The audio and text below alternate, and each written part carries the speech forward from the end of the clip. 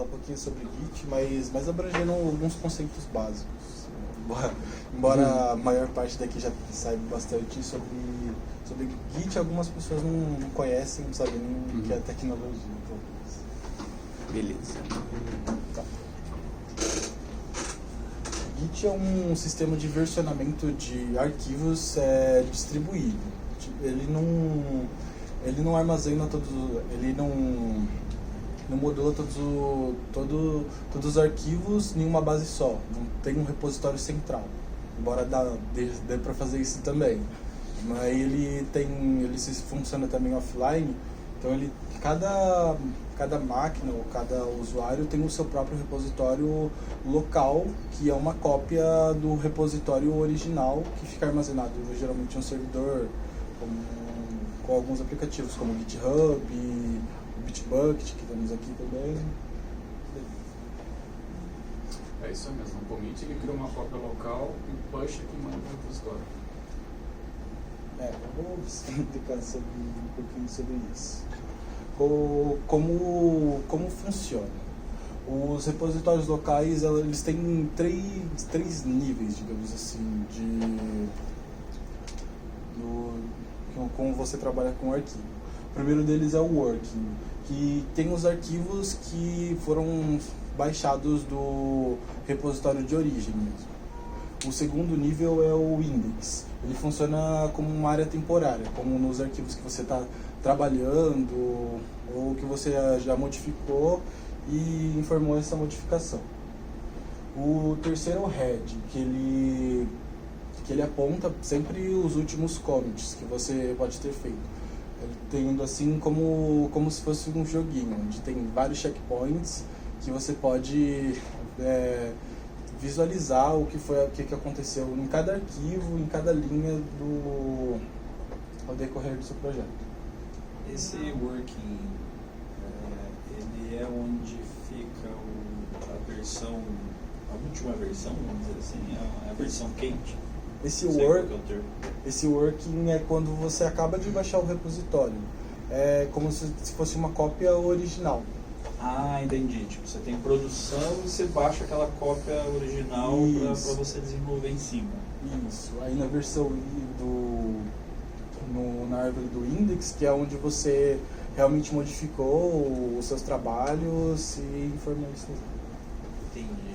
Quando fala branch, por exemplo, fica no index. A branch ela fica no working, a menos que você tenha modificado alguma coisa nela, ela fica no index. Esse aqui. Entendi. Aqui um desenho que para ilustrar o fluxo de trabalho. O working é com o seu repositório mesmo, o index suas modificações, e que você manda para o commit e fica armazenado no head.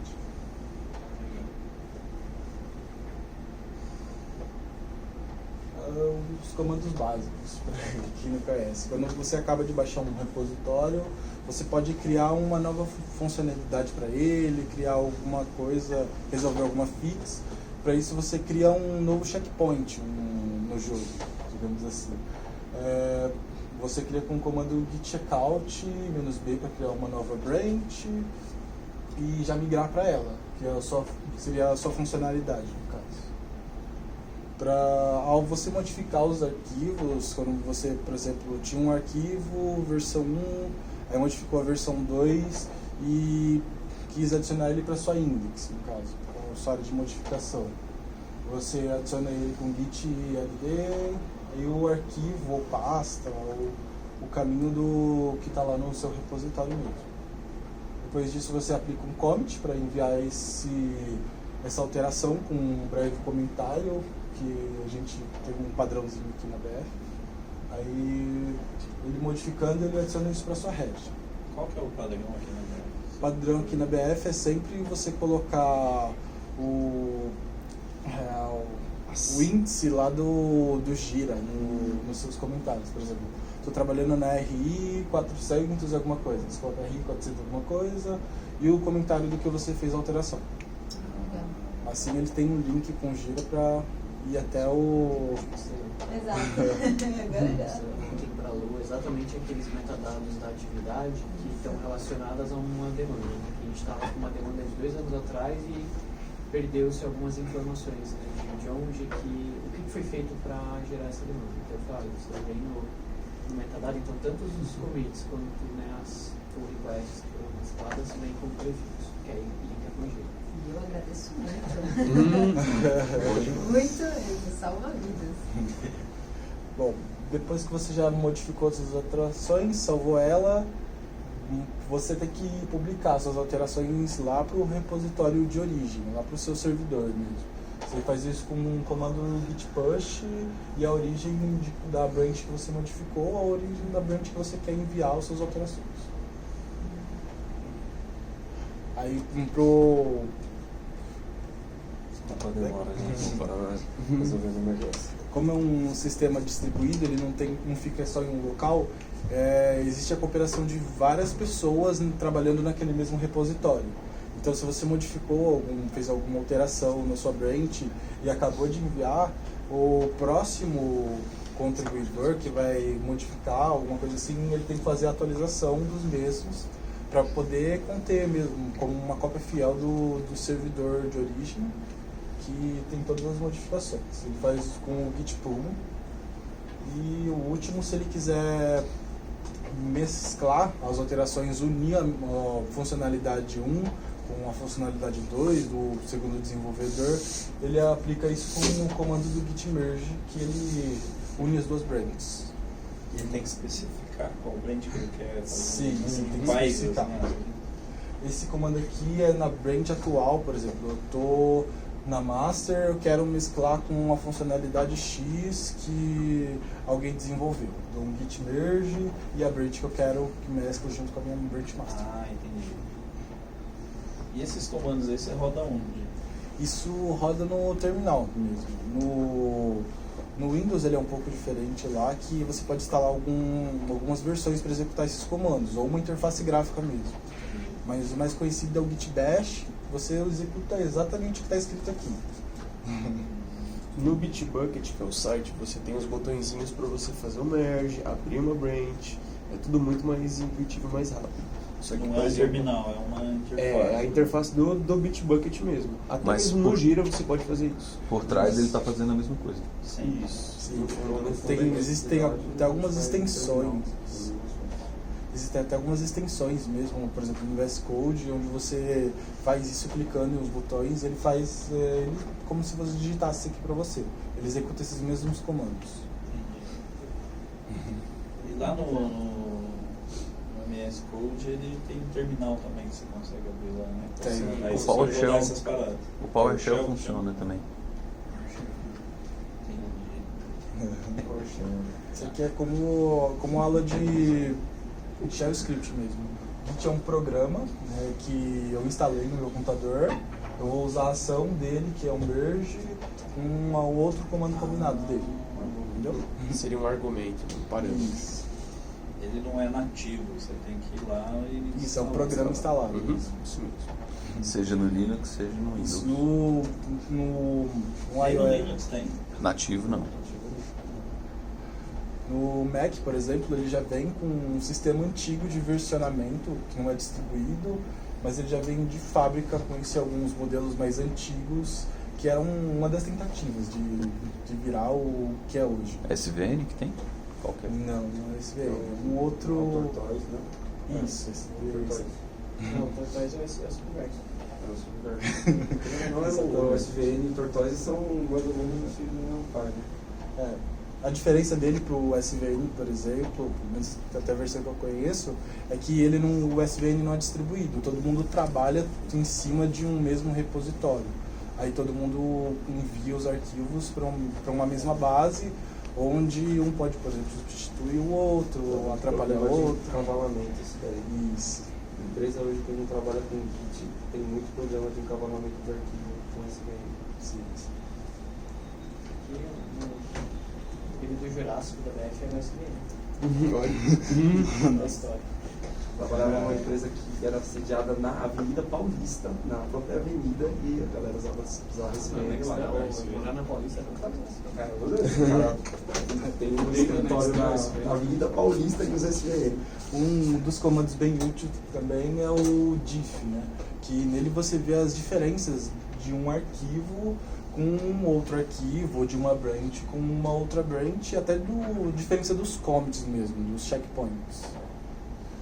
É bem útil quando, por exemplo, você fez uma modificação e não sabe qual é o que você exatamente modificou baseado numa versão bem anterior, ou baseado na modificação que um colega seu ou com outro contribuidor fez. Aí você compara. Tipo aquele comparação de arquivos mesmo, sei lá, que não pede mais. Você põe dois arquivos e a gente fala a diferença. É quase isso. Ele mostra para você real, linha por linha, o que foi modificado, se foi excluído alguma coisa, se foi adicionado alguma coisa. Mas é mais interface assim, ou quando você dá esse comando? Esse no terminal é mais no terminal, mas o Bitbucket tem também. Isso. Quando a gente vai fazer o code review, ele nada mais faz do que isso daí. Exato. Que aquele que aparece verdinho é o que ele adicionou e o que aparece vermelhinho é o que removeu. É esse Mas disso. ele tem uma interface mais bonitinha, né? Você Isso. roda esse comando, ele... O Git é um programa que pode ser usado por vários outros. Então tem várias interfaces já feitas para isso. GitKraken, por exemplo, o Bitbucket também, que serve para ajudar nessas questões. GitLab, GitHub, Isso. qualquer repositório de arquivo. A Microsoft usa o próprio servidor de Git.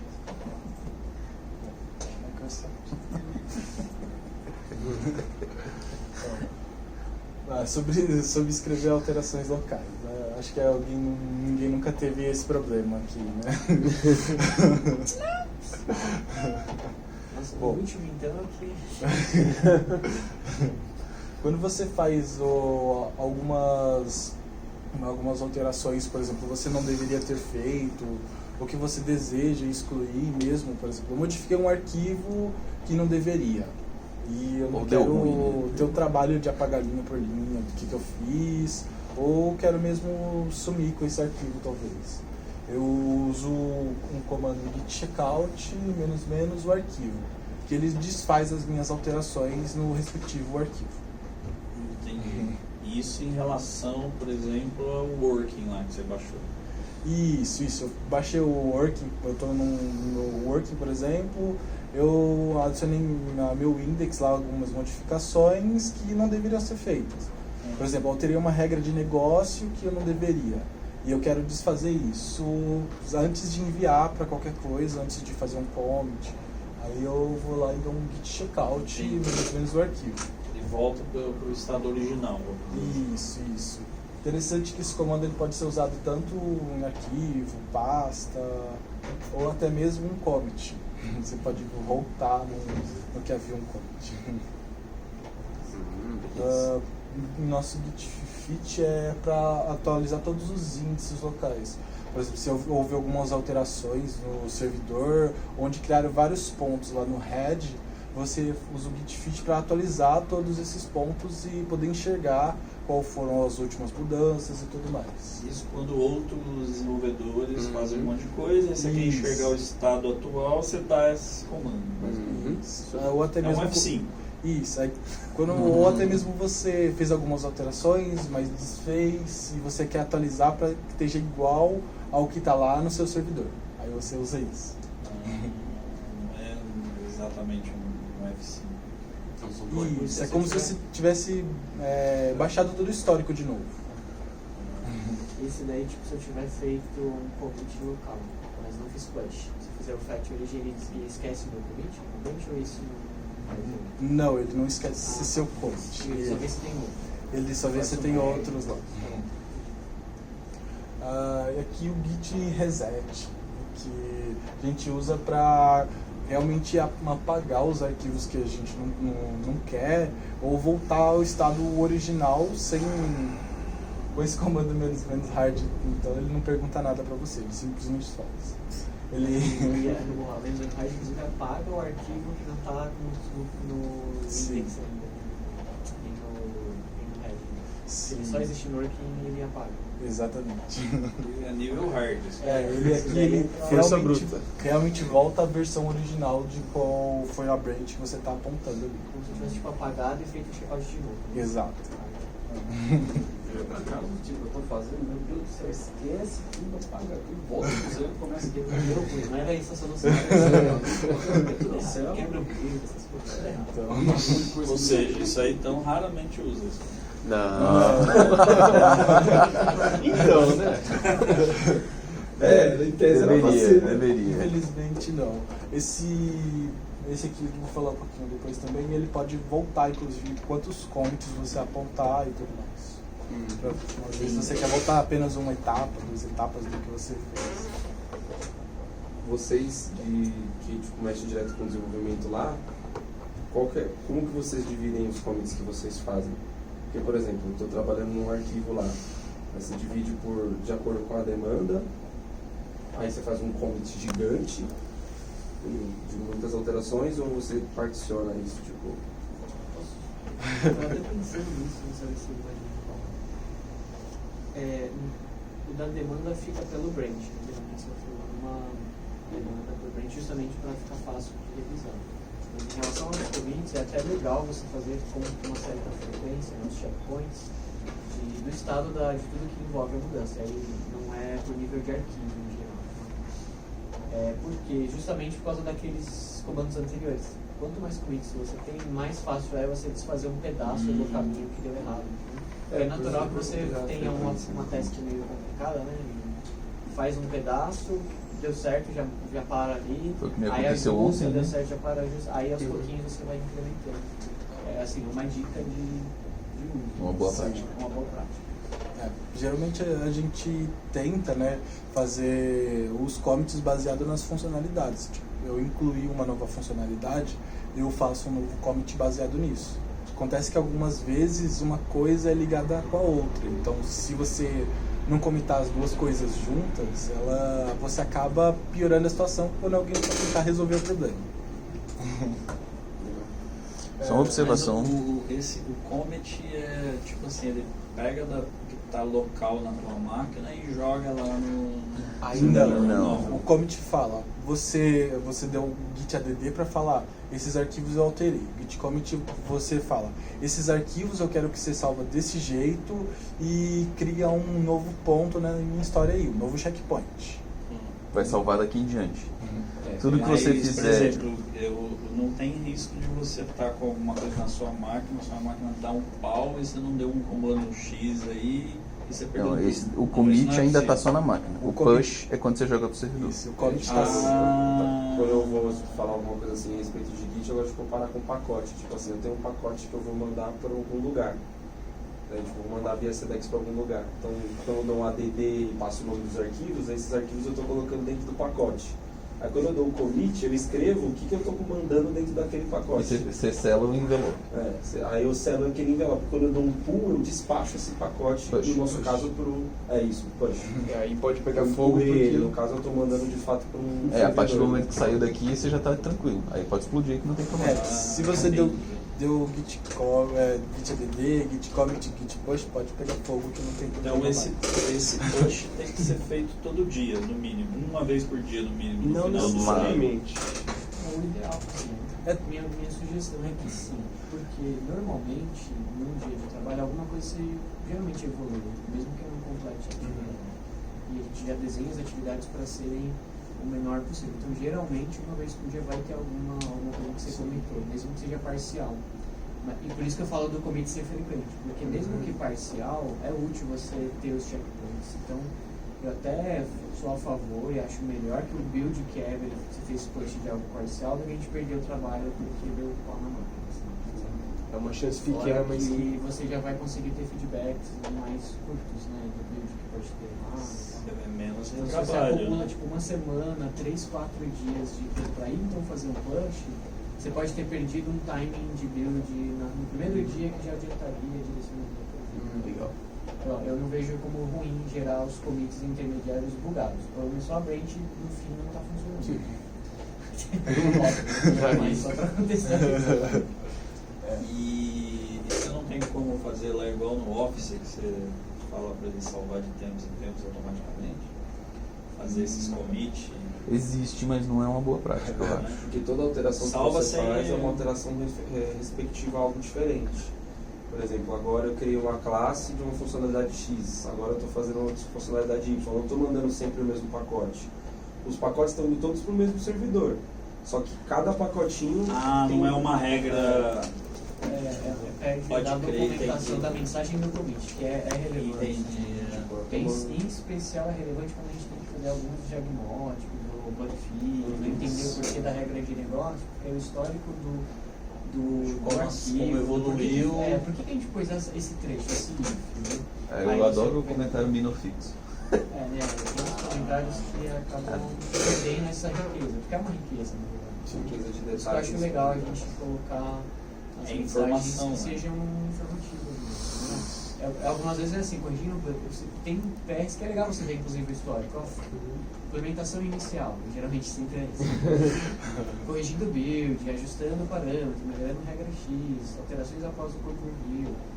Apesar de não ser tão rico, pelo menos já conta uma história, é legal, porque aí a gente percebe o porquê que foi introduzido certas regras. E, por exemplo, quando você está lá numa story no Gira, aí você abriu um negócio X lá, aí agora a gente vai criando as subtarefas. Cada subtarefa desse, por exemplo, pode ser um commit que vai contando essa historinha.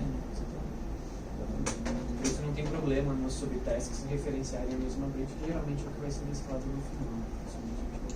Não precisa necessariamente estar na sub, mas se você pegar o assunto da sub na hora de comentar, ele já vai contando a história. O Bitbucket aceita, na hora de taguear, você colocar mais de uma task, por exemplo? O Bitbucket, para ele é um texto plano. Tá? O Gira, ele indexa cada commit Sim. e aí ele utiliza o primeiro prefixo que ele acha. O Não sei se ele primeiro. interpreta mais de um. Mas normalmente não existe esse caso, né? Então que resolve o multiplayer de uma vez. Então, fatalmente vai estar sempre no link. Não, porque eu usaria um da issue e outro da task. Então é, que aí sub. é melhor estar linkado com É porque você pensa que sua issue já fosse está possível, linkada né? com a task. Oi? Sua issue já está linkada com a task. Então, existe ela ser na uma hierarquia, issue. Na hierarquia já Legal. Então, agora desfazendo as alterações. Né? Quando, por exemplo, a gente faz uma alteração que não deveria e a gente quer voltar àquele ponto da história. Você pode usar o comando... Isso em produção ou ainda é durante o desenvolvimento? Então pode ser nos dois casos. Em produção mas quando você faz esse comando, ele faz a alteração para você e se você não coloca mais um argumento, ele não comita diretamente. Ele apenas faz a alteração e informa que fez a alteração. Ele não... Fica no working tree, assim, a gente reverte e muda o working tree. Isso. E ele muda só o que é daquele commit tão somente, ele não muda de commits posteriores. Então, quando você coloca o revert head, você especifica quantos commits aqui, por exemplo, você quer mudar, eu quero voltar um commit que foi feito. Não, esse dele é dinâmico, né? Ele pega, ele tira o último, no caso. Isso. Legal, não sabia não. Aí você... Então, tipo assim, eu comitei e falei, putz, não quero desfazer o commit. Na verdade, eu vou gerar um revert que desfaz e aí comito de novo, voltando para o estado original. Exatamente. E ele mantém a historinha. Sim, mantém a história. Eu uso esse comando direto quando eu faço algumas Então, tipo assim, eu comitei algo e aí eu falei, putz, eu não queria ter comitado isso, aí eu rodo esse comando aí e eu não preciso dar pull de novo, nem nada, posso continuar a partir dali. Isso, se você não deu push... Ele vai gerar outro commit, isso, né? Se você não deu push do seu commit, por exemplo, ele não vai gerar um novo checkpoint lá. Você não vai dar um novo commit. Agora, por exemplo, eu uso bastante quando eu esbarro muito nas teclas. Então, às vezes eu digito alguma coisa errada ou digito um comentário para teste para poder subir um deploy. Porque o deploy, se tiver alguma coisa modificada, ele não deixa. Aí eu uso esse comando para voltar o que eu tinha feito antes. Por exemplo, eu deixei um comentário só de teste no commit para mim não atrapalhar meu desenvolvimento lá e meu deploy. Aí depois eu volto na minha branch, dou um git reset head e ele volta o meu commit que não tinha subido para o servidor ainda. Aí eu altero, faço minhas modificações, salvo de novo, está tudo certo. Como se aquele commit não existisse. Certo. Esse T1 aí, ele é anterior? Se eu passar T2 é o duas primeiro da atrás, pilha. Isso, ele tá falando, três atrás, isso, tá falando quantos checkpoints você quer voltar. É o primeiro da pilha, o segundo da pilha, o terceiro da pilha. No caso aqui especificado por commit, no caso, que tá lá no seu head. Por isso que não importa se tá no servidor, ele vai buscar sempre do seu head. Se você deu um fit lá e atualizou com as coisas do servidor, ele vai voltar o último commit baseado nele. O git revert também pode ser usado em interbranches. Foi o que eu usei lá no Bitbucket, recentemente na SI33, que ocorreu um problema lá, eu tive que dar um revert, só que eu fiz pela interface do Bitbucket, mas ele executa mais ou menos esse comando, só que entre duas branches. Esse aqui eu estou na branch master, eu quero que volte as alterações desde o quinto commit anterior até o segundo commit anterior. Essas alterações entre esses commits vão ser desfeitas e vai mostrar para mim as modificações. E como você sabe que é assim? Por exemplo, você dá algum comando que ele te dá um histórico O git log é que tá lá no seu head, mas se você quiser ver o log mesmo, o histórico das alterações direitinho, você pode dar o git log, que é um comando que ele lista para você todas as alterações que foram feitas. Oi? O git history também. Geralmente a gente pode entrar lá no Bitbucket e verificar os commits. Ou você pode também, em alguns casos, com outro argumento, você adicionar o commit que você quer reverter pelo uma hash dele lá. Bem legal essa parte do... Boa!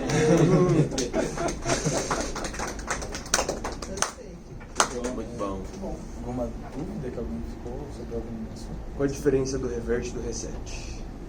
Do revert, do reset? Isso. O reset você está apenas apagando as modificações que você tem no index. É antes ou depois do commit? É antes do commit. Então, eu tô falando assim, a diferença é que um é antes e o outro é depois do commit. Isso. Tá. O git revert, você realmente volta os seus commits, o que aconteceu com eles, ou apaga eles. Você desfaz, né? Isso. Beleza. E todo mundo usa Git aqui? Ou a gente usa outra coisa que não é isso? Então, todos os desenvolvedores aqui usam Git por conta dos seus repositórios. Mas Git não é feito só para desenvolvimento. Qualquer um pode usar para qualquer coisa baseada em Parte de arquivo. documentação. Vou dar um exemplo para você. Versão de arquivo. Quando a gente fazia aquela importação manual do Sodexo, que a gente gerava aqueles logs e tudo mais, a gente tem esse repositório na máquina, e aquilo não necessariamente é uma code base, é simplesmente um histórico de um processo manual que a gente fez. Eu uso o Git para subir esses arquivos no repositório. Então esse repositório não é um repositório só de código, eu posso usar ele para arquivos, eu posso usar ele para outras coisas, entendeu? Um exemplo... Não, eu entendi, mas na verdade a minha pergunta foi a seguinte, as coisas que você estava mostrando aí, me pareceu que nem o Bill usa em alguns momentos. Mas se você não usava isso, o que é usado? O que você usava aí no lugar? Eu fazia alguns fluxos diferentes. Esse comando que eu perguntei para ele do revert, reset, geralmente eu fazia pelo Bitbucket no merge reverso. Né? Eu sabia que dava para fazer interface, isso alguma coisa assim. Não. Mas o Git, como ferramenta, a gente usa essa convenção. A gente substitui o subverso do Mercurial e do Mercurial com Git. Ah, tá.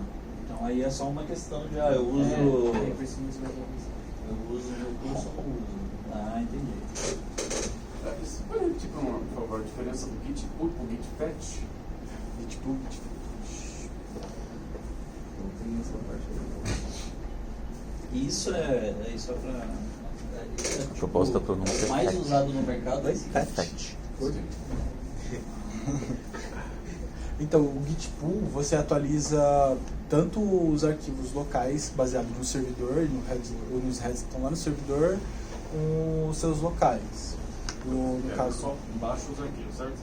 Isso, como se ele tentasse mesclar os arquivos que estão lá no servidor com seus arquivos que estão aqui na sua máquina.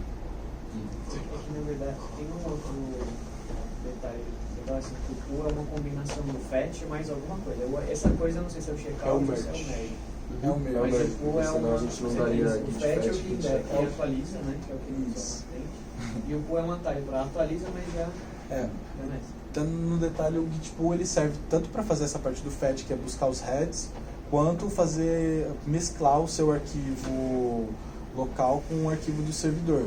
Por isso que quando você dá um Git Pool, origin em outra branch, por exemplo, sempre quando a gente faz baseado na master, geralmente para atualizar as coisas de acordo com a master, quando não tem esse histórico. Aí ele mescla os arquivos, dá conflito e tudo mais. O pool é o fetch mais merge. Isso. Por Isso exemplo, eu faço O fetch pool, fetch o fetch pool normalmente traz as branches só, os nomes das branches. Você pode Ele fazer não o faz Git muito Pool mais que isso. e o checkout. Não, eu quis dizer assim, que o pool explicitamente faz fetch logo em seguida, é só um atalho. Então, Ele não é uma implementação. o fetch ele traz então as branches que estão no repositório origin. se você tentar atualizar inclusive. usando merge, e para, por exemplo, dar um merge na master com a sua branch, você quer puxar as alterações que já estão na última lá, mas você não fez o fetch antes, ele pode não ter informação suficiente para saber que a master está atualizada. Então, de repente, você teria que dar o fetch para o Git saber que a master está com uma nova versão. Aí sim você faz o merge dela. Você está fazendo um merge local. Isso. Não precisa fazer fetch. Por isso que quando você pode usar o comando origin, por exemplo, que você já busca como se fosse um fetch mesmo. Você pega as alterações que estão lá no servidor e mescla com as locais. Que aí você não tem perigo nenhum de não estar atualizado com o servidor. Então, Uma dúvida? Ok. Há um exemplo de uso do Git que eu lembrei que você tinha perguntado. Eu tinha um professor que ele escreveu um livro, né, no caso. Aí no decorrer do livro ele tinha várias coisas, mudanças e tudo mais. E ele versionou isso com o Git mesmo. Então, Documentações Eu também. já usei. Tem uma ferramenta que chama Gitbook. Você já viu, né? Tem o GitHub, o Gitbook, que é exatamente isso. Eu fiz uma apostilha em 2015. Beleza, hein? Que nerd. Da hora. Pô, eu uso o Google Docs, né? ele guarda as Mas é versões muito certinhas. engraçado. Eu uso o Evernote, cara. Vai, Evernote. Eu uso muito Evernote. Eu uso o Git para tudo que dá. Toda vez que eu tenho que fazer alguma coisa de arquivo, eu faço um repositório. E ele é for free, por exemplo, se eu quiser instalar na minha máquina lá em casa, Livre, como open não source. cerveja O- grátis. Free as in beer e free as Se fosse um in pouco, você queria usar o Git, livro de Open bar. usar o Git por vez do O Git, pra quem não sabe, foi criado pelo mesmo criador do kernel do Linux, que é o Linus Torvalds. Se ele já criou um sistema operacional que é free, criou o Git que é free também. A diferença é que são esses repositórios na web que cobram pelo seu serviço. Mas é porque eles estão hospedando, não é porque eles estão cobrando pelo Git. É porque eles estão Não é a vendendo ferramenta, não é a é o ferramenta. armazenamento. com as Exatamente. customizações, nessa ferramenta, deixa o código aberto gratuito, mas se quiser, eu cobro pela consultoria, eu cobro por fazer Pela um privacidade. exclusivo só para você. Pra na minha plataforma ter botõezinhos que fazem o que essas coisas fazem. Sem você precisar escrever, que no caso Os caras fazem uns add-ons lá. Sei lá. Eles deixam lá como se fossem. Como é que você fala lá? Como se fossem uns gadgets lá, uns widgets pra você mexer lá. Pode crer. É. Legal.